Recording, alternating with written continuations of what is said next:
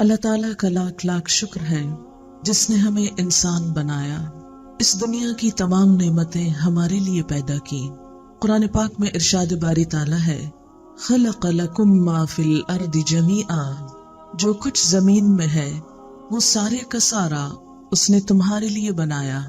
اس زمین پر بکھری ہوئی بے شمار قسم کی نعمتیں سب انسان کی خدمت میں لگی ہوئی ہیں۔ ہمارے اوپر پھیلا ہوا آسمان انسان ہی کے لیے بنایا گیا ہے۔ انسان اس کائنات کی معزز ترین ہستی ہے، اللہ تعالیٰ کی تخلیق کا بہترین شاہکار ہے۔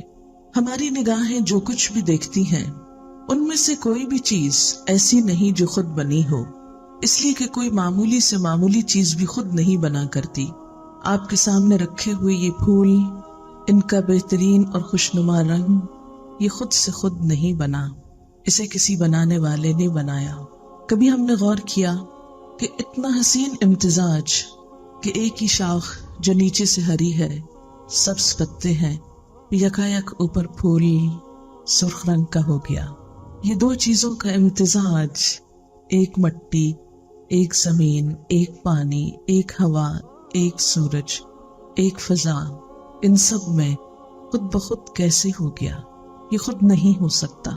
اسے کسی بنانے والے نے بنایا اور بہترین بنایا، نہایت خوبصورت بنایا، بہترین شکل کی اس کی ڈیزائننگ فرمائی، اور اپنے رنگ، اپنی نزاکت اور اپنی تمام چیزوں میں اس کو پرفیکٹ بنایا۔ اسی طرح کائنات کی دوسری چیزوں کے بارے میں ایک ایک چیز اپنی توجہ ہماری طرف کھینچتی ہے اور بنانے والے کی یاد ہمارے دل میں پیدا کرتی ہے۔ یہ سب نعمتیں اس نے کیوں بنائیں؟ یہ کس کے لیے ہے؟ اس سے اس کی اپنی ذات کو کچھ بھی فائدہ نہیں، یہ ہمارے لیے ہے۔ اس نے اپنے بندوں کا دل خوش کرنے کے لیے زمین کے اندر سے، مٹی سے طرح طرح کی نعمتیں نکال کر بندوں کے لیے پیش کی۔ ہماری بھوک کو مٹانے کے لیے نہ صرف یہ کہ غذا پیدا کی، بلکہ اس غذا کے اندر رنگ، ذائقہ، خوشبو اور ہمارے دل، نفس اور ہماری روح کی سیٹسفیکشن رکھی۔ وہ چاہتا تو ہمارے لیے بھی ایک ہی قسم کی غذا پیدا کر دیتا، جیسا کہ ہم دیکھتے ہیں کہ مختلف جانوروں کی غذا کیا ہوتی ہے۔ گھوڑا کیا کھاتا ہے؟ گھاس کھاتا ہے، دانا کھاتا ہے، لمیٹڈ محدود سی غذا، لیکن کتنا کام کرتا ہے، کتنی طاقت رکھتا ہے۔ انسان کے لیے اللہ نے اس کو کیسے مسخر کر دیا ہے کہ انسان جیسے چاہے اس پر سواری کرے اور دور دراز پر مشقت راستوں پر اس پر سوار ہو کر جائے، جہاں انسان کسی اور دوسرے طریقے سے نہ پہنچ پائے۔ حتیٰ کہ آج کے ترقی یافتہ دور میں بھی انسان خود سے خود جہازوں کے ذریعے بھی ایسی پہاڑی برفانی چوٹیوں تک نہیں پہنچ سکتا جہاں اس طرح کے جانور انسان کی خدمت کے لیے انسان کی مشقت کو آسان کرتے ہیں۔ بھینس کیا کھاتی ہے؟ ایک ہی قسم کی غذا، اس کا کیا ذائقہ ہوتا ہے؟ اگر ہم اس کو چکھ کر دیکھیں تو شاید کڑوا کسیلا، لیکن اسے کھا کر وہ ہمارے لیے کتنا بہترین دودھ پیدا کرتی ہے، جو ایک مکمل غذا ہے، جس میں لذت بھی ہے، غذائیت بھی ہے، اور خوشگوار طریقے سے حلق سے اترنا بھی ہے، جسے پی کر انسان سکون بھی پاتا ہے۔ ریشم کا کیڑا کیا کھاتا ہے؟ درخت کے پتے۔ وہ پتے کھا کر وہ کیا باہر نکالتا ہے؟ ریشم کا تار، اتنی بہترین چیز۔ شہد کی مکھی کیا کھاتی ہے؟ خود کیا لیتی ہے، لیکن ہمارے لیے کیا کچھ بناتی ہے؟ وہ شہد جس میں انسان کے لیے شفا ہے۔ غرض کہ ہم جس بھی چیز کو دیکھیں، معمولی سی قیمت پر ہماری اس دنیا کی بے شمار نعمتوں میں سے معمولی سی نعمت لے کر ہمارے لیے کتنے بڑے بڑے کام کر رہے ہیں۔ طرح طرح کے پرندے، خوبصورت بولیوں والے، دل لبھانے والے، یہ بادل، ہوائیں، بارش، یہ زمین پر بکھرا ہوا سبزہ، یہ ان گنت اقسام کے پودے، ان گنت اقسام کی غذائیں، یہ سب کس کے لیے؟ یہ سب ہمارے لیے، انسان کے لیے۔ لیکن کبھی انسان نے یہ بھی سوچا کہ وہ خود کس کے لیے، جس کی خدمت میں یہ ساری کائنات ہے، सख्खर लकुम मा फिस समावाति व मा फिल अर्द, उसने तुम्हारे लिए मुसख्खर कर दिया वो सब कुछ जो आसमानों में है और जो जमीन में है। एक एक चीज हमारी खिदमत में लगी हुई है। बहुत सी चीजें तो यूं हमको फायदा पहुंचाती नजर आती हैं, लेकिन बहुत सी ऐसी चीजें हैं कि जिनके वजूद से हमको घिन आती है, लेकिन वो भी दरअसल हमारी ही खिदमत कर रही है। कभी हमने गौर किया कि गिद्ध का क्या काम है? गिद्ध एक परिंदा है, क्या खाता है?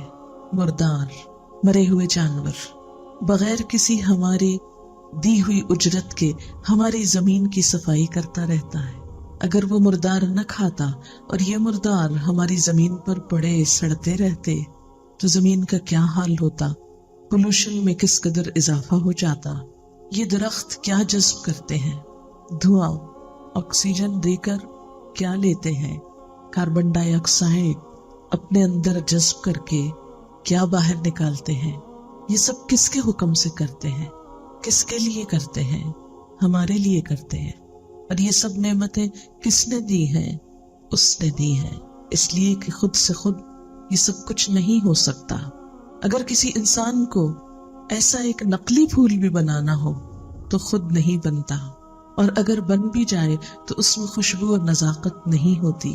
फिर इस जमीन को किसने बताया कि इसने एक इतनी खूबसूरत चीज उगाना है? ये खुद से खुद नहीं हुआ, ये किसी के कहने पर हुआ। अल्लाह ताला ने ये जमीन बिछा दी, जैसे कुरान पाक में आता है कि हमने तुम्हारे लिए जमीन बिछा दी। यूं लगता है जैसे एक वसी दस्तरखान है फैला हुआ, जिसमें रंगारंग नेमतें बिछाई हुई हैं, इंसान के इस्तेमाल के लिए निकल रही हैं, लेकिन हम कम ही गौर करते हैं। अल्लाह ताला इस पर कुरान पाक में शिकवा भी करते हैं, कम मिन आयतिन फिस समावाति वल अर्दि यमुर्रूना अलैहा व हुम अन्हा मुरिदून। कितनी ही निशानियां हैं आसमानों और जमीन में जिन पर से लोग गुजरते रहते हैं, जो दिन रात इनके मुशाहदे में आती हैं, लेकिन वो इनसे मुंह मोड़े हुए हैं, इनकी तरफ तवज्जो ही नहीं करते। और अगर तवज्जो करें भी तो उन चीजों की तरफ जहां इंसान की कोई जरूरत पूरी होती हो, जहां से उसको कुछ फायदा होता हो। लेकिन फिर आप देखिए कि फायदा उठाने के बाद भी हम उसका शुक्र कम ही अदा करते हैं जिसने हमको ये फायदा पहुंचाया। प्यास कितनी अजियतनाक चीज है, लेकिन कितनी मर्तबा ऐसा होता है कि पानी पीकर हम उसको भी याद कर लें, उसका भी शुक्रिया अदा कर दें कि जिसने ये बनाया हमारी जरूरत पूरी करने के लिए, हमारी जिंदगी की बुनियाद, उसने हमें ढेरों ढेर अता की। कुरान पाक में अल्लाह ताला फरमाते हैं, अफरअयतुम इन अस्बह माउकुम गौरन फमन यअतीकुम बिमाइन माइन। क्या तुमने कभी गौर किया कि अगर वो तुम्हारा पानी गहराई में ले जाए, बहते चश्मे अगर सूख जाएं, फमन यअतीकुम बिमाइन माइन, तो कौन तुम्हें बहता पानी लेकर देगा? कौन तुम्हारे लिए बहते चश्मे लेकर आएगा? कोई भी नहीं। लेकिन ये नेमतें जब हमको फरावानी से मिलती हैं तो आखिर क्या वजह है कि हम देने वाले को भूले रहते हैं? उसने तो हमारे लिए सब कुछ बना दिया, लेकिन हम उसका हक कितना अदा करते हैं? हम उसकी तरफ कितनी तवज्जो करते हैं? हम उसको अपने दिल में जगह क्यों नहीं देते? हम उसे अपनी सोचों का मरकज क्यों नहीं बनाते? ये कायनात देखकर वो हमको याद क्यों नहीं आता? हम उसके आगे झुक क्यों नहीं जाते? वो जिसकी तस्बीह में जमीन और आसमान की हर चीज लगी हुई है, हम उसकी तस्बीह क्यों नहीं करते? व इम्मिन शैइन इल्ला युसब्बिहु बिहम्दिही वलाकिन ला तफ़क़हून तस्बीहहुम। जमीन और आसमान की कोई चीज ऐसी नहीं कि जो उसकी हम्द के साथ उसकी तस्बीह न करती हो, लेकिन तुम उनकी तस्बीह समझते नहीं। इस कायनात का जर्रा जर्रा अल्लाह की तस्बीह बयान करता है, लेकिन कितने अफसोस की बात है कि हम इंसान जिन्हें अल्लाह ने बेहतरीन कलाम की तौफीक बख्शी, वो तस्बीह नहीं करते, वो उसको याद नहीं करते, वो उसका जिक्र नहीं करते। कुरान पाक में आता है, सब्बह लिल्लाहि मा फिस समावाति व मा फिल अर्द। अल्लाह की तस्बीह करती है हर वो चीज जो आसमानों में है और जो जमीन में। एक एक पत्ता, اس کی تسبیح کرتا ہے، ایک ایک ذرہ اس کی حمد و ثنا بیان کرتا ہے، لیکن ہم بسا اوقات دنوں تک اس کو یاد نہیں کرتے، اس کا ذکر نہیں کرتے۔ ہر چیز اس کے آگے جھکی ہوئی ہے۔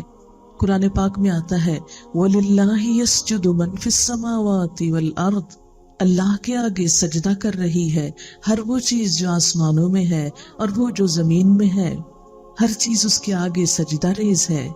ایک اور جگہ پر آتا ہے پہاڑ بھی، جانور بھی اور دیگر تمام چیزیں اور بہت سے لوگ بھی، لیکن کچھ لوگوں پر تو گمراہی چسپاں ہو کر رہ گئی، وہ تو بھٹک رہے ہیں، وہ بھولے ہوئے ہیں۔ اگر ہر چیز اس کے آگے سجدہ ریز ہے، اس کی اطاعت کرتی ہے، آخر ہم اس کی اطاعت کیوں نہیں کرتے؟ اس کی طرف توجہ کیوں نہیں کرتے؟ اس کی جناب میں اپنی پیشانی زمین پر رکھنا ہم کو کیوں مشکل لگتا ہے، جبکہ اس کے انعامات ہمارے ہی لیے سب سے بڑھ کر ہیں۔ جتنی بھی بے شمار مخلوقات ہیں، ان کے پاس بولنے کی قوت اس طرح نہیں جیسے ہم کو ملی۔ سورۃ الرحمن میں اللہ تعالیٰ فرماتے ہیں الرحمن علم القرآن خلق الانسان علمہ البیان، رحمان جس نے قرآن کی تعلیم دی، جس نے انسان کو تخلیق کیا اور انسان کو بولنا سکھایا، علمہ البیان۔ اب دیکھیں کہ اگر کسی وجہ سے انسان بول نہ پائے تو اس کا کیا حال ہوتا ہے۔ کبھی کسی کا گلا بیٹھ جائے، چند دن ہم اپنی بات سمجھا نہ پائیں، کس قدر تکلیف دہ ہو جاتا ہے۔ کبھی غصے میں بول نہ پائیں، کبھی غم کی شدت سے بول نہ پائیں تو انسان کا برا حال ہو جاتا ہے۔ اکثر آپ نے دیکھا ہوگا کہ جب غم کی وجہ سے لوگوں کو شوق لگتا ہے اور وہ خاموش ہو جاتے ہیں تو اس کا علاج کیا بتایا جاتا ہے کہ اس کو بلوائیں، اسے بولنا چاہیے۔ انسان بولنے والی مخلوق ہے، لیکن کبھی ہم نے غور کیا کہ ہماری زبان کیا کچھ بولتی رہتی ہے۔ اس بہترین بولنے کی صلاحیت سے ہم فائدہ اٹھا کر اللہ کی تسبیح کیوں نہیں کرتے، اس کا ذکر کیوں نہیں کرتے، اس کو یاد کیوں نہیں کرتے، اس کی تعریف کیوں نہیں کرتے؟ وہ تعریف کا مستحق تو ہے، لیکن ہماری تعریف کا محتاج نہیں۔ اگر ہم اس کی تعریف نہ بھی کریں تو وہ آپ سے آپ اپنی ذات میں محمود ہے، وہ تو ہے ہی قابل تعریف۔ مثال کے طور پر یہ پھول اگر ہم اس کی تعریف نہ بھی کریں تو یہ تو خود قابل تعریف ہے، دیکھتے ہی نگاہوں میں اس کی تعریف آنے لگتی ہے۔ پھر کیا وجہ ہے کہ ہم اس کو کیوں بھولے رہتے ہیں کہ جس نے یہ پھول بنایا؟ اس کی تعریف کیوں نہیں کرتے؟ اس کے لیے دل شکر کے جذبات سے لبریز کیوں نہیں ہوتا؟ اور پھر بات یہ ہے کہ اس میں اس کا تو کچھ بھی نقصان نہیں، نقصان ہمارا اپنا ہے۔ جو محسن کو یاد نہ کرے، جو محسن کا شکر ادا نہ کرے، جو محسن کی اطاعت نہ کرے، تو محسن تو بادشاہ ہے، مالک کائنات ہے، اس کو تو کچھ بھی فرق نہیں پڑے گا۔ لیکن فرق کس کو پڑ سکتا ہے؟ ہم جیسے محتاج انسانوں کو۔ اس لیے بھلائی اسی میں ہے کہ ہم اپنے رب کی طرف رجوع کریں اور اس کو پہچانیں، اور اس کی پہچان اور پھر اس کی ذات اور اس کی صفات میں کسی دوسرے کو شریک نہ کریں۔ لیکن ہمارا حال کیا ہے کہ ہم جب بھی کوئی کام کرتے ہیں تو صرف اس کے لیے کرنے کی بجائے دوسروں کو بیچ میں شریک کر لیتے ہیں، جس کا نام دکھاوا ہے، ریاکاری ہے۔ آپ صلی اللہ علیہ وسلم نے فرمایا تھا کہ من صلی یرائی فقد اشرکا، جس نے دکھاوے کی نماز پڑھی اس نے شرک کیا۔ من تصدق یرائی فقد اشرکا، جس نے دکھاوے کا صدقہ خیرات کی اس نے شرک کیا۔ دکھاوا خفیہ شرک ہے۔ آپ صلی اللہ علیہ وسلم نے فرمایا تھا ان اخوف ما اخاف علیکم الشرک الاصغر، میں سب سے زیادہ تمہارے بارے میں جس چیز سے ڈرتا ہوں وہ شرک اصغر ہے۔ قلنا وما الشرک الاصغر یا رسول اللہ، ہم نے پوچھا اے اللہ کے رسول صلی اللہ علیہ وسلم شرک اصغر کیا ہوتا ہے؟ تو اس موقع پر آپ نے فرمایا کہ جو دکھاوے کی نماز پڑھے، جو دکھاوے کا روزہ رکھے، جو دکھاوے کا حج کرے، وہ شرک کرتا ہے۔ ایک اور حدیث میں آتا ہے کہ معمولی سی ریاکاری بھی شرک میں داخل ہو جاتی ہے۔ جب سب کچھ اللہ نے ہمارے لیے بنایا تو ہمارا بھی فرض کیا بنتا ہے کہ التحیات للہ والصلوات والطیبات، ہماری نماز میں یہ الفاظ بولتے ہیں کہ تمام تر اچھے جذبات اور تمام تر پاکیزہ کلمات اور تمام تر تعریفیں سب کی سب اللہ ہی کو زیبا ہے. الحمدللہ، سب تعریف اسی کے لیے ہے. جب دیا اس نے ہم کو تو ہمارا بھی فرض یہ بنتا ہے کہ ہم بھی سب کچھ اسی کے لیے کریں، اس کو سب سے بڑا مانیں، سب سے بڑھ کر اسی سے محبت کریں. قرآن پاک میں اہل ایمان کی صفت بتائی گئی، والذین آمنوا اشد حبا للہ، وہ لوگ جو ایمان لائے اللہ کی محبت میں سب سے زیادہ شدید ہوتے ہیں، ہر چیز سے بڑھ کر اس کو چاہتے ہیں. اللہ سے جیسی محبت کرنی چاہیے ایسی محبت اگر کسی اور سے کی جائے تو یہ بھی شرک کی ایک قسم بنتی ہے. کیونکہ قرآن پاک میں اللہ تعالیٰ اس بات کا شکوہ کرتے ہیں کہ لوگوں میں سے کچھ ایسے بھی ہیں جو اللہ کے سوا دوسری ہستیوں سے ایسی محبت کرتے ہیں جیسے اللہ سے کی جاتی ہے. پھر آپ دیکھیے کہ اللہ کی اطاعت کے مقابلے میں کسی اور کی اطاعت، اللہ کی بات کے مقابلے میں کسی اور کی بات کو بڑا سمجھنا، یہ بھی تو اللہ کو ناراض کرنے کا سبب بنتا ہے. لیکن عام روزمرہ زندگی میں کتنے ہی مواقع ایسے آتے ہیں کہ جہاں اللہ کی اطاعت ہم سے کیا تقاضا کرتی ہے کہ ہم ایک کام کریں اور بندے ہم سے بالکل اس سے برعکس کام چاہتے ہیں. عموماً ہم کیا کرتے ہیں؟ جو بندے چاہتے ہیں وہ کر جاتے ہیں اور جو اللہ چاہتا ہے اس کو چھوڑ دیتے ہیں. کبھی ہم اپنے نفس کی خواہشات کو سامنے لے آتے ہیں اور اللہ کی بات کو پیچھے کر دیتے ہیں. مثلاً ایک نمازی کی بات لے لیجئے. صبح کے وقت اذان ہوتی ہے، ہم میں سے ہر ایک اپنے آپ سے پوچھے کہ ہم میں سے کتنے لوگ وہ اذان سنتے ہیں. زندگی میں کتنے دن ہم نے فجر کی اذان سنی؟ کئی سالہ زندگی میں چند گنے چنے دن ہو گئے کہ 5 اذانیں ہم نے سنی ہوگی. عموماً 4 ہی سنتے ہیں. اس وقت تو ہم گہری نیند میں ہوتے ہیں جب فجر کی اذان ہوتی ہے، اور اگر آنکھ کھل بھی جائے تو الارم پہ ہاتھ رکھ کے بند کر دیتے ہیں. اللہ تعالیٰ بلاتے ہیں حی علی الصلاۃ، حی علی الفلاح، الصلاۃ خیر من النوم، الصلاۃ خیر من النوم. آؤ نماز کی طرف، آؤ کامیابی کی طرف. نماز نیند سے زیادہ اچھی ہے، نماز نیند سے بہتر ہے. لیکن ہم سب اس وقت کس کو پریفر کرتے ہیں؟ ہمارے نزدیک اس وقت نیند نماز سے اچھی ہے، کیونکہ ہمارے دل کی خواہش، ہماری مرضی اور ہماری تمنا کیا ہوتی ہے کہ ہم اور سو لیں. شیطان اور تھپک تھپک کے ہم کو سلا دیتا ہے اور اٹھنے نہیں دیتا. کتنی ہی بے شمار فجر کی نمازیں صرف ہم نے اپنے دل کی خوشی، اپنی ذاتی سکون اور اپنی تمنا کے لیے قربان کر دی. اللہ تعالیٰ کی طرف سے روز آواز آتی رہی، پکارنے والا پکارتا رہا اور ہم گہری نیند سوتے رہے. جب ہم اللہ کے پاس جائیں گے تو وہ ہم سے پوچھے گا کہ تم نے کیا کیا جب میں تم کو بلاتا تھا اپنی عبادت کے لیے، تو تم نے کیسا رویہ اختیار کیا؟ پھر ہمارے پاس کیا جواب ہوگا؟ کیا اللہ کی بات کے مقابلے میں ہم اپنے نفس کی بات نہیں مانتے ہیں؟ پھر اسی طرح دن میں جب ہمارے کام کاج ہوتے ہیں اور دوسری طرف نماز کا وقت ہوتا ہے، عصر کا وقت ہے، مہمان ہے، دوست ہے، عزیز ہے، رشتہ دار ہیں، اور دوسری طرف نماز کا وقت ہے، ہم کس کو ترجیح دیتے ہیں؟ ہماری پرائرٹی کیا ہوتی ہے؟ کتنے ہی مواقع زندگی میں ایسے آتے ہیں کہ جہاں ایک طرف اللہ کا حکم ہوتا ہے اور دوسری طرف لوگوں کی مرضی ہوتی ہے. ہم اگر روزمرہ زندگی پر غور کریں تو ہم عام طور پر کیا کرتے ہیں؟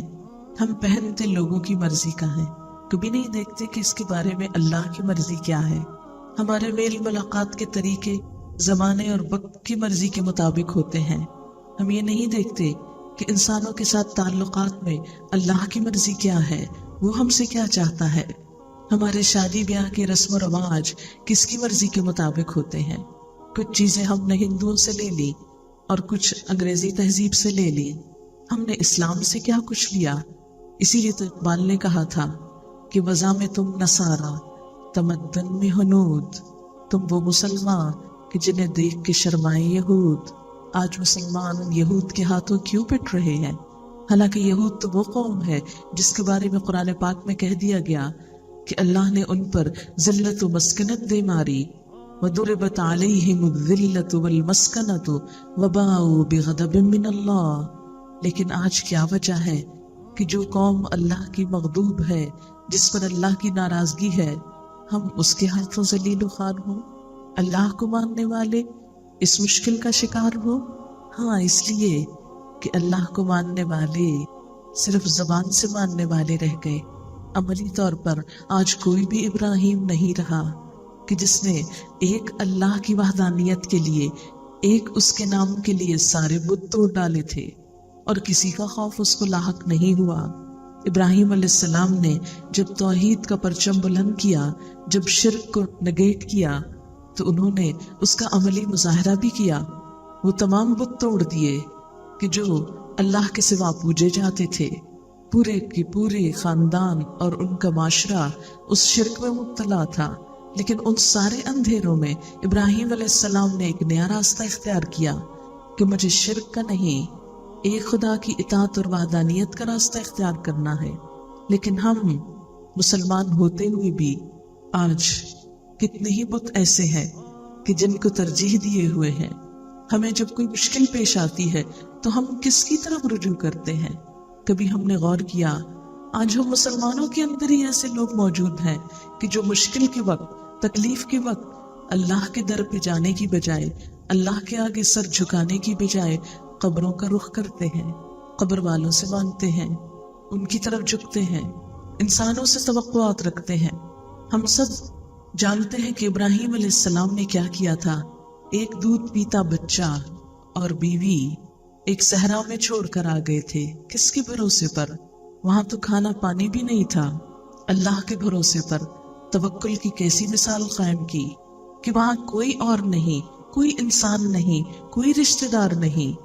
وہ ایک خاتون حضرت ہاجرہ اور ان کا ایک بچہ حضرت اسماعیل علیہ السلام، جن کے لیے وہاں پانی تک نہیں، لیکن جب انہوں نے مکمل طور پر اپنے آپ کو اللہ کے حوالے کر دیا تو اللہ تعالیٰ نے اس بچے کی ایڑیاں رگڑنے سے چشمہ جاری کر دیا اور ان کے لیے وہاں اس بیابان میں غذا کا اہتمام کر دیا۔ آج ہمیں تھوڑی سی بھی مشکل ہو تو ہم اللہ سے مایوس ہو جاتے ہیں اور اس سے مانگنے کی بجائے دوسروں کی طرف نظر اٹھاتے ہیں۔ ہمیں جب بھی کوئی دکھ اور تکلیف آتا ہے، ہم میں سے کتنے لوگ ہیں جو سب سے پہلے اللہ کی طرف نظر اٹھائیں کہ میرا رب زندہ ہے، موجود ہے، وہ میری مدد کرے گا؟ نہیں، ہم انسانوں کا سہارا لیتے ہیں کہ اس مشکل میں کون کام آئے گا، اس پریشانی میں کون سہارا بنے گا۔ تو اصل توحید کیا ہے؟ اصل دین کیا ہے؟ کہ انسان سجدہ بھی اس کے آگے کرے اور عبادت اور اطاعت بھی اسی کی کرے۔ اس کے مقابلے میں کوئی بھی اور آئے تو وہ اس کی نظر میں چھوٹا ہو اور اللہ کی ذات بڑی ہو۔ اسی کا نام اطاعت، اسی کا نام توحید اور اسی کا نام ایک رب کی عبادت کرنا ہے۔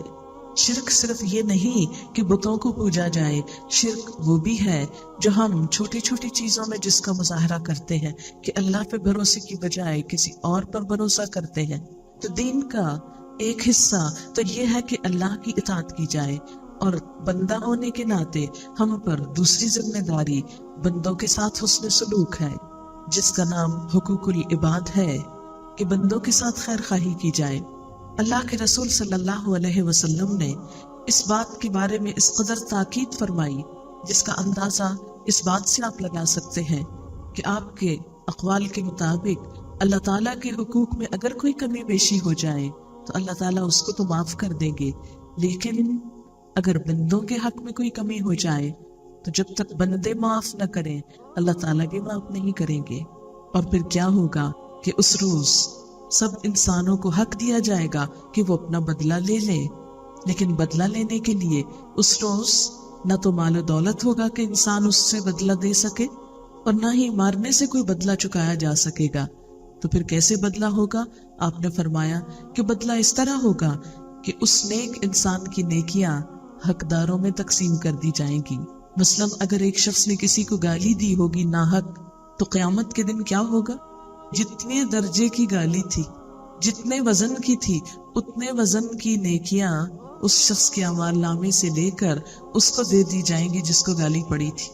کسی کی بیک بائٹنگ کی، عام طور پر لوگ پیٹ پیچھے دوسروں کی برائیاں کرتے چلے جاتے ہیں بے وجہ میں، صرف اپنے دل کا غصہ ٹھنڈا کرنے میں، کبھی ایک سے کرتے ہیں، کبھی دوسرے سے، کبھی تیسرے سے، لیکن ہم کبھی نہیں سوچتے کہ جو برائی ہم کسی کی کر رہے ہیں وہ بظاہر تو برائی کر رہے ہیں، لیکن دراصل اس برائی کے اندر اپنی نیکیاں لپیٹ کے اس کو بھیج رہے ہیں۔ قیامت کے دن کیا ہوگا کہ دنیا میں جس کی برائی کی ہوگی ان سب کے لیے انسان کی نماز اور روزوں کی نیکیوں میں سے نکال کر جن کی برائی ہوگی ان کی طرف وہ نیکیاں منتقل کر دی جائیں گی، اور اس طرح بالآخر وہ انسان جو پہاڑوں برابر نیکی لے کر آئے گا بالکل مفلس خلاش ہو کر بیٹھ جائے گا، اور ابھی بھی لوگ کھڑے ہوں گے جو اپنا حق مانتے ہوں گے، لیکن اس کے پاس اب دینے کو کچھ نہیں، اب ان کی برائیاں لے کر اس کے پلے میں ڈال دی جائیں گی اور ان کی سزا بھی یہ بھگتے گا۔ یہ ہے انسانوں کو ستانے کا صلہ، لیکن ہم اس کے بارے میں بہت کم سوچتے ہیں۔ دھوکہ، فریب، جھوٹ، بدعہدی، وعدہ خلافی، یہ چیزیں اتنی عام ہو گئی ہیں کہ عموماً ہم کو احساس بھی نہیں ہوتا کہ ہم کسی دوسرے کو ستانے کا سبب بن رہے ہیں۔ تو بندوں کے حقوق میں اللہ تعالیٰ نے تمام انسانوں کا حق رکھا ہے۔ اس کی ابتدا خود اپنی ذات سے ہوتی ہے۔ وہ کس طرح کہ انسان کی اپنی ذات کے لیے، مثلاً انسان کے لیے حق ہے کہ وہ اپنی جان کو بچائے، اپنی جان کو ہلاکت میں نہ ڈالے، کوئی ایسا کام نہ کرے کہ جس سے اس کی جان ضائع ہونے کا خطرہ ہو۔ اسی طرح انسان کا حق ہے کہ اس کے مال کو تحفظ ملے، کوئی ایسا کام نہ کرے کہ جس سے اس کے مال کا نقصان ہو۔ انسان کو اللہ نے حق دیا، شریعت نے حق دیا کہ اس کی عزت کا تحفظ ہو، کوئی ایسا کام نہ کرے کہ جس سے انسان دوسروں کی نگاہ میں ذلیل ہو، کوئی ایسا کام نہ کرے جس سے انسان کی عقل کا نقصان ہو، کوئی ایسا کام نہ کرے جس سے انسان کے دین کا نقصان ہو۔ دین اسلام انسان کو اس کے انڈیویجول، انفرادی اور اس کے اپنے حقوق دینے کو آیا ہے۔ پھر اس کے بعد اپنی ذات کے بعد سب سے پہلا حق جس کو بتایا گیا وہ انسان کے والدین ہیں، پھر اس کے بعد رشتہ دار ہیں، پھر اس کے بعد انسان کے ہمسائے ہیں، پھر غریب اور یتیم ہیں، پھر ایک شہر میں رہنے والے لوگ، ایک معاشرے میں رہنے والے لوگ، ایک ملک میں رہنے والے لوگ، اور پوری دنیا کے لوگ، خواہ وہ مسلمان ہوں یا غیر مسلم ہوں۔ اور اس کے بعد نہ صرف یہ کہ انسان بلکہ اس کے علاوہ بھی جو دیگر مخلوق ہے ان کے بھی حقوق بتائے گئے۔ اسلام تو جانوروں تک کے حقوق بتاتا ہے کہ کسی جانور کو ستایا نہ جائے، اسے پریشان نہ کیا جائے۔ ایک عورت جو بہت نمازی تھی، اس نے ایک بلی کو اندر باندھ کر بھوکے مار دیا۔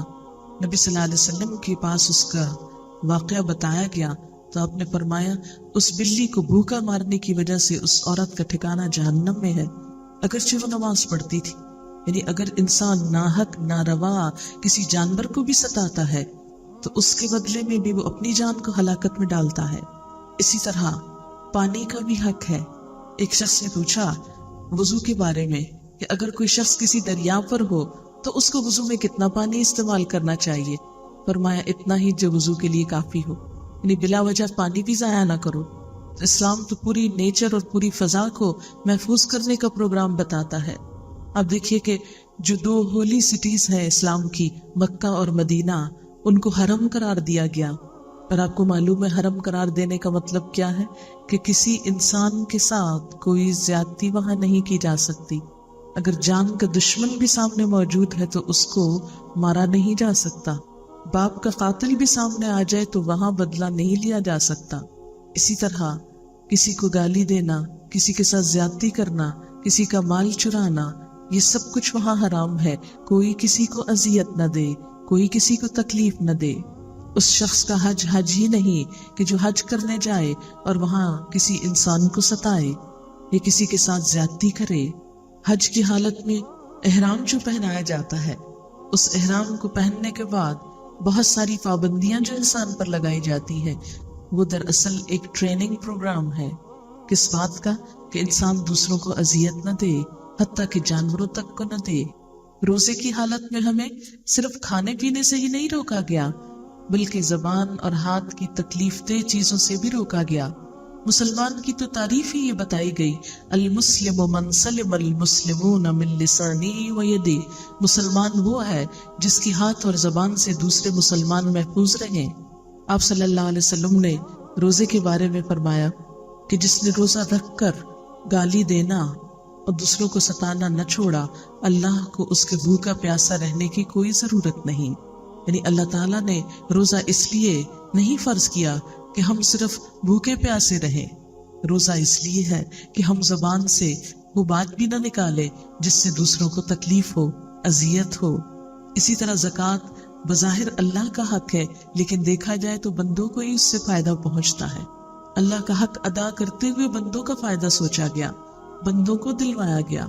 تو غرض یہ کہ جتنی بھی عبادات ہیں ان میں سے کوئی بھی چیز اللہ تعالیٰ کی ذات کو فائدہ نہیں دیتی، خود انسان ہی کے لیے فائدہ مند ہے۔ پھر انسانوں کے حقوق میں سب سے بڑھ کر والدین کا حق۔ قرآن پاک میں اللہ تعالیٰ فرماتے ہیں وَقَضَىٰ رَبُّكَ أَلَّا تَعْبُدُوا إِلَّا إِيَّاهُ وَبِالْوَالِدَيْنِ إِحْسَانًا، اور آپ کے رب نے فیصلہ فرما دیا کہ تم خدا کے سوا کسی کی بندگی نہ کرو اور والدین کے ساتھ نیک سلوک کرو۔ حضرت عبداللہ بن مسعود کہتے ہیں میں نے نبی صلی اللہ علیہ وسلم سے پوچھا کون سا عمل خدا کو سب سے زیادہ محبوب ہے؟ آپ نے فرمایا وہ نماز جو وقت پر پڑھی جائے۔ میں نے پھر پوچھا اس کے بعد کون سا کام؟ فرمایا ماں باپ کے ساتھ اچھا سلوک، یعنی نیکیوں میں اعلیٰ ترین درجے کی نیکی کیا ہے کہ اپنے والدین کے ساتھ اچھائی اور بھلائی کی جائے۔ میں نے پوچھا اس کے بعد؟ آپ نے فرمایا جہاد فی سبیل اللہ، یعنی اللہ کی راہ میں جنگ کرنا، جہاد کرنا بھی اس سے کم نیکی ہے۔ اس سے زیادہ بڑی نیکی کیا ہے؟ والدین کے ساتھ اچھا سلوک کرنا۔ حضرت عبداللہ فرماتے ہیں ایک آدمی نبی صلی اللہ علیہ وسلم کی خدمت میں حاضر ہوا، کہنے لگا میں آپ کے ہاتھ پر ہجرت اور جہاد کے لیے بیعت کرتا ہوں اور خدا سے اس کا اجر چاہتا ہوں۔ آپ نے پوچھا کیا تمہارے ماں باپ میں سے کوئی ایک زندہ ہے؟ اس نے کہا جی ہاں، بلکہ اللہ کا شکر ہے دونوں زندہ ہیں۔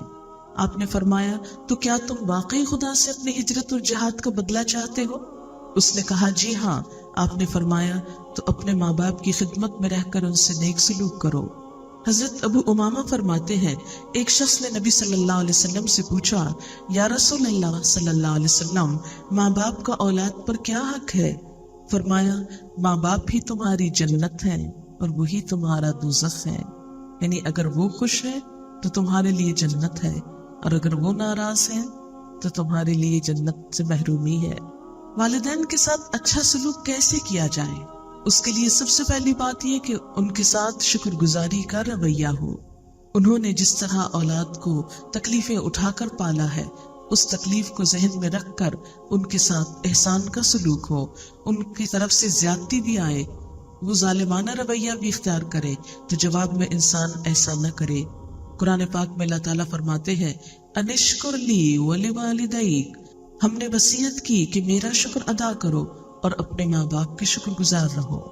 دوسری بات یہ کہ ماں باپ کو ہمیشہ خوش رکھنے کی کوشش کی جائے، وہ ہوں یا نہ ہوں اپنی طرف سے کوشش جاری رکھی جائے۔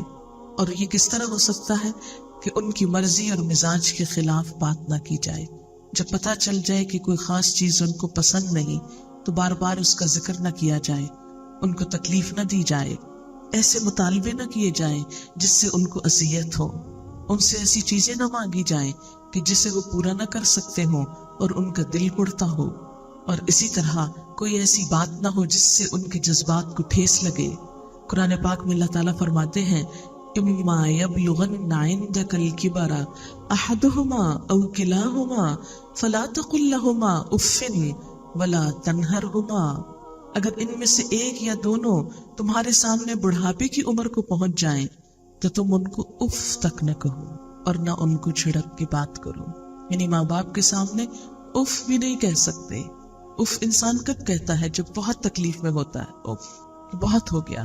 فرمایا نہیں، سامنے نہ کہو ان کے اف۔ اتنا ادب اور احترام، اور خاص طور پر جب انسان بوڑھا ہو جاتا ہے، بڑا ہو جاتا ہے تو قوت برداشت کم ہو جاتی ہے۔ ماں باپ بھی کمزوری کی وجہ سے ایک ہی بات بار بار دہرائے جاتے ہیں، جو بات ان کے ذہن میں بیٹھ جاتی ہے اس کا بار بار تذکرہ کرتے ہیں، اور انسان ایک ہی چیز کی تکرار سے تنگ آ جاتا ہے، اور بعض اوقات بچوں کی طرح ان کو ڈانٹ دیتا ہے، نہیں، اس کی اجازت نہیں۔ انسان وہاں سے ہٹ جائے، سنتا چلا جائے، کوئی اور کام کرنے لگے، لیکن ان کو جھڑک کر بات نہ کرے۔ حضرت عبداللہ بن عمر کہتے ہیں نبی صلی اللہ علیہ وسلم نے فرمایا خدا کی خوشنودی والد کی خوشنودی میں ہے، خدا کی ناراضگی والد کی ناراضگی میں ہے۔ یعنی اگر کوئی اپنے خدا کو خوش رکھنا چاہے تو کیا ضروری ہے؟ والد کو خوش رکھے۔ حضرت عبداللہ کا بیان ہے کہ ایک آدمی اپنے ماں باپ کو روتا ہوا چھوڑ کر آپ کی خدمت میں حاضر ہوا تو آپ نے فرمایا جاؤ اپنے ماں باپ کے پاس، ان کو اسی طرح خوش کر کے آؤ جس طرح تم ان کو رلا کر آئے تھے۔ پھر والدین کا حق کس طرح ادا کیا جائے؟ ان کی خدمت کر کے۔ خدمت کے لیے آپ صلی اللہ علیہ وسلم نے ایک مرتبہ خطبے کے لیے جب مسجد میں تشریف لے گئے، ایک سیڑھی پر قدم رکھا تو فرمایا آمین، دوسری پر قدم رکھا تو فرمایا آمین، تیسری پر قدم رکھا تو فرمایا آمین۔ لوگوں نے پوچھا یا رسول اللہ صلی اللہ علیہ وسلم آپ نے کس کی دعا پر آمین کہا ہے؟ فرمایا جب پہلی سیڑھی پر قدم رکھا تو جبریل میرے پاس آئے، دوسری پر بھی اور تیسری پر بھی، اور تیسری سیڑھی پر قدم رکھتے ہوئے جبریل نے یہ دعا کی کہ جو شخص والدین کو دونوں یا ان میں سے ایک کو بڑھاپے کی حالت میں پائے اور پھر ان کی خدمت کر کے جنت نہ کمائے، اس پر ساری مخلوق کی لعنت، یعنی وہ اللہ کی رحمت سے محروم ہو۔ تو اس پر میں نے آمین کہا۔ آپ سوچئے کہ جس دعا کے مانگنے والے جبریل ہوں اور اس پر آمین کہنے والے محمد رسول اللہ ہوں صلی اللہ علیہ وسلم، پھر اس کی قبولیت میں کیا شک رہ جاتا ہے۔ لیکن بہت دفعہ دلدوز مناظر دیکھنے میں آتے ہیں کہ والدین خدمت تو کیا اولاد کی شکل دیکھنے کو ترستے ہیں، اور بچوں کے پاس وقت نہیں کہ وہ اپنے دنیا کے کام کاروبار چھوڑ کر کسی وقت ماں باپ کو صرف اپنی شکل دکھانے کے لیے ہی حاضر ہو جائیں۔ پھر اسی طرح ادب اور احترام سے بات کرنی چاہیے۔ قرآن پاک میں اللہ تعالیٰ فرماتے ہیں وَقُلْ لَهُمَا قَوْلًا كَرِيمًا، اور ان سے احترام کی بات کرو۔ ایک مرتبہ حضرت عبداللہ بن عمر نے حضرت ابن عباس سے پوچھا کیا آپ یہ چاہتے ہیں کہ جہنم سے دور رہیں اور جنت میں داخل ہوں؟ انہوں نے جواب دیا کیوں نہیں، خدا کی قسم یہی چاہتا ہوں۔ حضرت ابن عمر نے پوچھا آپ کے والدین زندہ ہیں؟ ابن عباس نے کہا جی میری والدہ زندہ ہیں۔ تو ابن عمر نے فرمایا تم ان کے ساتھ نرمی سے گفتگو کرو، ان کے کھانے پینے کا خیال رکھو تو ضرور جنت میں جاؤ گے، بشرطے کہ کبیرہ گناہوں سے بچو۔ تو حسن سلوک کا مطلب کیا ہے کہ جب بات کرو تو نرمی سے کرو، اور جب ان کو کوئی ضرورت پیش آئے تو اس کو پورا کر دو، یعنی ان کے کھانے پینے یا ضروریات زندگی کا خیال رکھے۔ مثلاً قریب ہو تو لٹرلی جیسے کھانا خود کھاتے وقت یا ان کی پسند کی چیزیں ان کے سامنے رکھی جائیں، لیکن اگر دور ہو تو ان کی پسند کی چیزیں اپنے مال سے ان کے لیے کچھ نہ کچھ بھجوایا جائے تاکہ وہ خود اپنی خوشی سے کچھ اپنے لیے لے سکیں، کیونکہ والدین کے لیے اولاد کا مال ان کے اپنے مال ہی کی طرح ہے۔ حضرت ابو ہریرہ نے ایک بار دو آدمیوں کو دیکھا، ایک سے پوچھا یہ دوسرے کون ہیں؟ اس نے کہا یہ میرے والد ہیں۔ آپ نے فرمایا دیکھو ان کا نام نہ لینا، یعنی اسلامی ادب کیا ہے کہ ماں باپ کو نام سے نہ پکارا جائے، مسٹر اور مسز کہہ کے نہ پکارا جائے، اور کبھی ان سے آگے نہ چلنا، یعنی چلتے وقت خود آگے نہیں بڑھنا، ماں باپ کو آگے بڑھانا، اور کبھی ان سے پہلے بیٹھنا بھی نہیں، یعنی ادب اور احترام کے کیسے خوبصورت طریقے سکھائے گئے۔ پھر اسی طرح والدین کے حقوق میں سے یہ بات ہے کہ ان کے ساتھ عاجزی اور انکساری سے رہا جائے۔ قرآن پاک میں اللہ تعالیٰ فرماتے ہیں وَاخْفِضْ لَهُمَا جَنَاحَ الذُّلِّ مِنَ الرَّحْمَةِ، اور عاجزی اور نرمی سے ان کے سامنے بچھے رہو، یعنی اپنے کندھے بھی جھکا کر، ایون پوسچر میں بھی عاجزی ہو، تکبر سے گردن اٹھا کر اور اکڑ کر اور ٹانگ پہ ٹانگ رکھ کے ان کے سامنے بیٹھ کر شاؤٹ نہیں کرنا چاہیے۔ یہ چیز اللہ تعالیٰ کو سخت ناراض کرتی ہے۔ ہماری نئی جنریشن ہم اسے خود اس طرح کی تربیت بازو کر دیتے ہیں کہ یہ ظاہر کرنے کے لیے کہ بچے بہت کانفیڈنٹ ہیں، بڑھ بڑھ کر ماں باپ کے سامنے بھی بدتمیزی سے بولنے لگتے ہیں، اور سب اس پر خوش ہو رہے ہوتے ہیں کہ بچے میں اتنا کانفیڈنس ہے کہ کسی کا بھی ڈر نہیں، ماں باپ کا بھی خوف نہیں۔ حالانکہ قرآن پاک کی ایک سورت کیا کہتی ہے وَيْلٌ لِكُلِّ هُمَزَةٍ لُمَزَةٍ، ہلاکت ہے ہر تانا دینے والے کے لیے اور عیب لگانے والے کے لیے، یعنی جو بڑھ بڑھ کے بولتا ہے اور بڑوں کو بے عزت کرتا ہے۔ کسی کے لیے کسی بڑے کے بھی احترام میں کمی نہیں ہونی چاہیے۔ کہاں یہ کہ ماں باپ کے سامنے انسان منہ پھٹ ہو جائے، بدتمیزی سے بات کرے، ہرگز نہیں۔ عاجزی سے پیچھے رہنے سے مراد کیا ہے کہ ان کے مرتبے کا لحاظ رکھا جائے، ان کے سامنے اپنی بڑائی نہ جتائی جائے، بعض اوقات کیا ہوتا ہے کہ اولاد زیادہ پڑھ لکھ جاتی ہے، یا ماں باپ نے غربت میں وقت گزارا ہوتا ہے، اولاد کے پاس مال زیادہ آ جاتا ہے، یا اسی طرح دنیا کی کوئی اور کامیابی حاصل ہو جاتی ہے، تو کبھی اس کامیابی کو پا کر انسان ماں باپ کو حقیر نہ سمجھے، اپنے سے چھوٹا نہ سمجھے کہ آپ تو کچھ نہیں جانتے، آپ کو کیا معلوم دنیا کہاں جا رہی ہے۔ ٹھیک ہے، اگر آپ کو زیادہ معلوم ہو بھی گیا ہے تو ماں باپ کو مت جتائیے۔ پھر والدین کے حقوق میں سے ہے کہ ان کے ساتھ محبت کا اظہار کیا جائے۔ جو شخص اپنی ان شکایات کو نظر انداز کر کے والدین کے اوپر رحمت و شفقت کی نظر ڈالتا ہے تو اس کے لیے واقعی ایک مشکل کام ہوتا ہے، تو اس پر اجر بھی زیادہ ہے۔ ماں باپ کی بات بھی ماننی چاہیے، الا یہ کہ وہ کوئی گناہ کی بات یا ایسا کام کہے کہ جس میں انسان کے دین ایمان یا آخرت کا نقصان ہو۔ حضرت ابو سعید کا بیان ہے کہ یمن کا ایک آدمی آپ کی خدمت میں حاضر ہوا۔ آپ نے پوچھا یمن میں تمہارا کوئی ہے؟ اس نے کہا میرے ماں باپ ہیں۔ آپ نے پوچھا انہوں نے تمہیں اجازت دی ہے یہاں آنے کی، یعنی میرے پاس آنے کی؟ اس نے کہا نہیں، میں نے تو اجازت لی ہی نہیں۔ فرمایا اچھا تو تم واپس جاؤ، ماں باپ سے اجازت لو، اگر وہ اجازت دے تو جہاد میں شرکت کرو، ورنہ انہی کے پاس رہو۔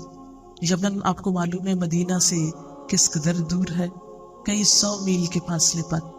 ایک شخص اس دور میں معلوم نہیں اونٹوں گھوڑوں کا کیسے کیسے مشکل بھرا سفر کر کے آیا، اور آپ نے اس کو واپس لوٹا دیا کہ اجازت لے کر آؤ، ماں باپ کی اجازت کے بغیر میرے پاس بھی نہ آؤ۔ حضرت اویس قرنی کا واقعہ آپ سب نے سنا ہوگا کہ ان کو حضور صلی اللہ علیہ وسلم سے اتنی محبت تھی کہ جب انہوں نے سنا کہ جنگ احد میں آپ کا دانت مبارک شہید ہو گیا ہے، اور ان تک جب یہ خبر پہنچی تو انہوں نے وہاں بیٹھ کر اپنا دانت خود توڑ لیا کہ اللہ کے رسول صلی اللہ علیہ وسلم کو تکلیف ہو رہی ہے اور میں امن سے چین سے بیٹھا ہوں۔ بے پناہ محبت کرتے تھے اور آپ کو دیکھنے کے لیے تڑپتے تھے، لیکن ان کی والدہ بوڑھی تھی جن کو چھوڑ کر آ نہیں سکتے تھے۔ انہوں نے آپ سے اجازت بھی مانگی کہ کیا میں آپ کی ملاقات کے لیے حاضر ہوں، تو آپ نے فرمایا نہیں، تم اپنی والدہ کی خدمت میں ہی رہو۔ اور آپ صلی اللہ علیہ وسلم نے وصیت کی، حضرت عمر سے کہا کہ میرے بعد ایک شخص آئے گا، جب وہ تمہارے پاس آئے تو تم اس سے اپنے لیے دعا کروانا، اور وہ حضرت اویس قرنی ہی تھے۔ اور یہ وہ شخص تھے کہ جنہیں حضور صلی اللہ علیہ وسلم کے دیدار سے صرف ماں کی خدمت نے روکا، لیکن اس کے باوجود ان کا درجہ اور مقام کتنا بلند تھا کہ حضرت عمر سے کہا جا رہا ہے کہ تم ان سے اپنے لیے دعا کروانا۔ یہ سعادت ان کو کس لیے ملی؟ ایک تو حضور صلی اللہ علیہ وسلم کی محبت کی وجہ سے، اور دوسرے ماں کی خدمت کی وجہ سے۔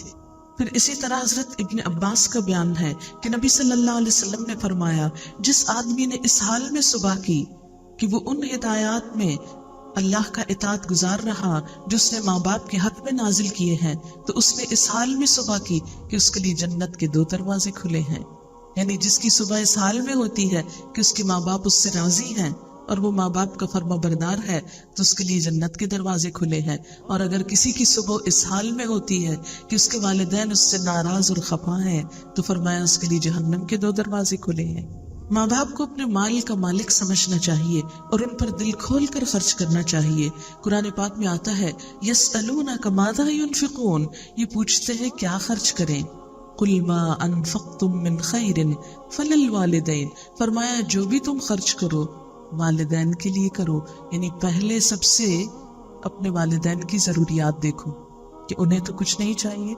عموماً ہم کیا کرتے ہیں کہ جب کچھ خریدنا ہو تو اپنی ذات پیش نظر رہتی ہے، یہ بھول ہی جاتے ہیں کہ ماں باپ کی خوشی کی بھی کوئی چیز ہو سکتی ہے۔ ایک بار نبی صلی اللہ علیہ وسلم کے پاس ایک شخص آیا اور باپ کی شکایت کی کہ جب چاہتے ہیں میرا مال لے لیتے ہیں۔ آپ نے اس کے باپ کو بلوایا، لاٹھی ٹیکتا ہوا بوڑھا کمزور شخص حاضر ہوا۔ آپ نے اس سے تحقیق فرمائی تو اس نے کہنا شروع کیا، خدا کے رسول صلی اللہ علیہ وسلم، ایک زمانہ تھا جب یہ کمزور اور بے بس تھا اور مجھ میں طاقت تھی، میں مالدار تھا، یہ خالی ہاتھ تھا، میں نے کبھی اس کو اپنی کوئی چیز لینے سے روکا نہیں۔ آج میں کمزور ہوں، یہ تندرست اور قوی ہے، میں خالی ہاتھ ہوں، یہ مالدار ہے، اب یہ اپنا مال مجھ سے بچا بچا کے رکھتا ہے۔ بوڑھے کی یہ باتیں سن کر نبی صلی اللہ علیہ وسلم رو پڑے اور بوڑھے کے لڑکے کی طرف اشارہ کر کے فرمایا، انت ومالک لابیک، تو اور تیرا مال تیرے باپ کا ہے، یعنی تیرے مال پر تیرے باپ کا حق ہے۔ ماں باپ اگر غیر مسلم بھی ہو تو بھی ان سے اچھا سلوک کرنا چاہیے۔ حضرت اسماء مدینہ میں تھی ان کی والدہ ابھی مشرق تھی، مکہ سے وہ کسی مدد کی طلبگار ہو کر مدینہ آئی۔ حضرت اسمہ کو معلوم ہوا تو حضور صلی اللہ علیہ وسلم کے پاس پیغام بھیجا، میری والدہ مجھ سے ملنے کے لیے آئی ہیں اور مجھ سے کچھ چاہتی بھی ہیں، حسن سلوک چاہتی ہیں، لیکن ابھی تک وہ اسلام نہیں لائی، کیا میں ان کی مدد کروں؟ تو آپ نے فرمایا، صلی امکی، اپنی ماں سے صلہ رحمی کرو، اپنی ماں سے اچھا سلوک کرو۔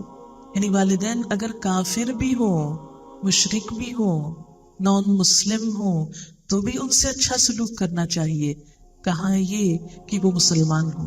بہت سے لوگوں میں یہ ٹرینڈ دیکھا گیا ہے کہ جب وہ خود تھوڑے دیندار ہوتے ہیں اور ماں باپ اس دین کو نہیں سمجھتے تو وہ ان کو ستانا شروع کر دیتے ہیں، ان کو برا بھلا کہنا شروع کر دیتے ہیں، ان کے سامنے بگڑنے لگتے ہیں کہ آپ کو تو کچھ پتا ہی نہیں اور آپ تو بے دین ہے اور یہ غلط کام کر رہے ہیں، لہٰذا ہم تو آپ سے بولیں گے ہی نہیں۔ کسی مسلمان کو یہ اخلاق زیب نہیں دیتا۔ ماں باپ اگر غلطی بھی کرتے ہو تو ان کی غلطی پر بھی ان کو آسان طریقے سے آگاہ کرنا چاہیے، بدتمیزی اور بد اخلاقی کا کوئی جواز ہی نہیں۔ اسی طرح ماں باپ کے لیے دعا کرتے رہنا چاہیے۔ قرآن پاک میں اللہ تعالیٰ نے والدین کے لیے خود ایک دعا سکھائی ہے، وَقُلْ رَبِّ ارْحَمْهُمَا كَمَا رَبَّيَانِي صَغِيرًا، اور آپ کہہ دیجئے کہ اے رب ان دونوں پہ رحم فرما جس طرح انہوں نے بچپن میں مجھ کو پالا تھا۔ ہمیں اپنی دعاؤں میں